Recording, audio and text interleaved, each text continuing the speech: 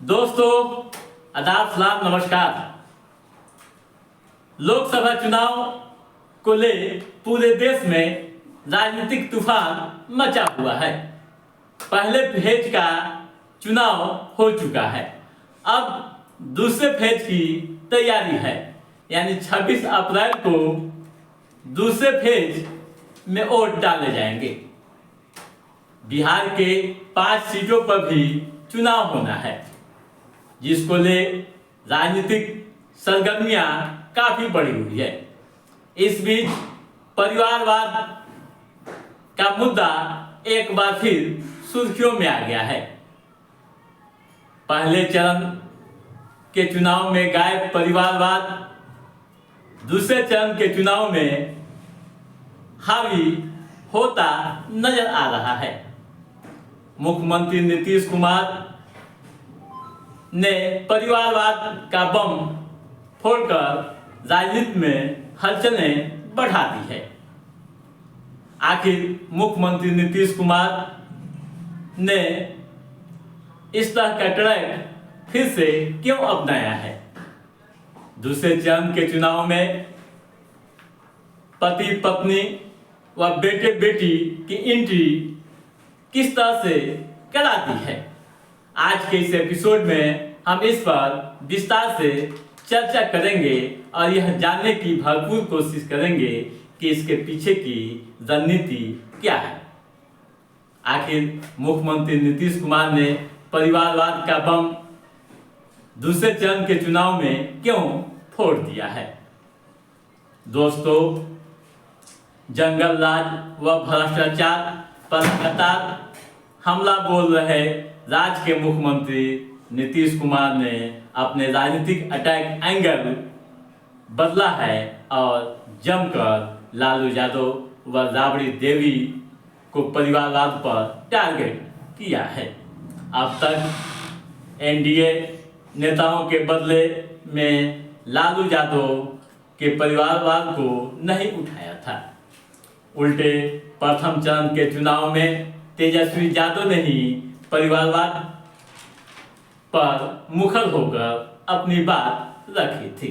NDA पर आरोप लगाते थे, तब तेजस्वी यादव ने पूछा था कि औरंगाबाद में राम नरेश सिंह के पुत्र सुनील सिंह, गया में मंत्री संतोष कुमार के पिता पूर्व मुख्यमंत्री जीतन राम मांझी, जमुई में चिराग पासवान के बहनोई और नवादा में सीपी ठाकुर के पुत्र विवेक ठाकुर, क्या ये परिवारवाद नहीं है?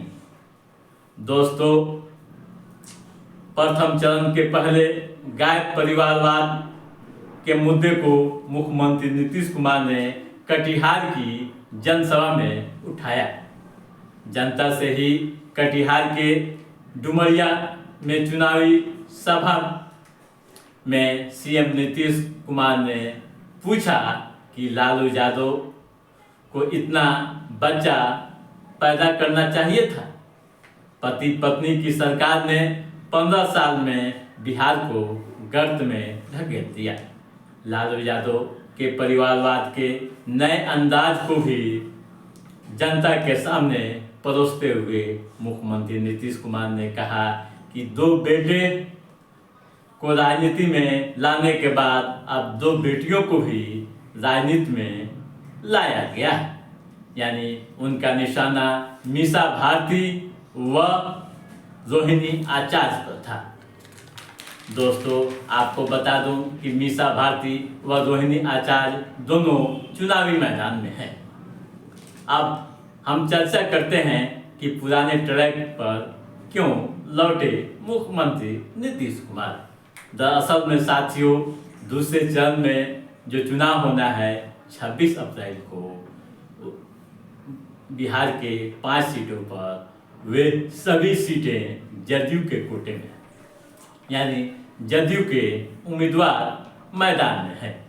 किशनगंज में जदयू के मास्टर मुजाहिद हसन को कांग्रेस के मोहम्मद जावेद चुनौती दे रहे हैं, तो वहीं कटिहार में जदयू के दुलाल चंद्र गोस्वामी हैं, जबकि कांग्रेस से तारिक अनवर मैदान में है।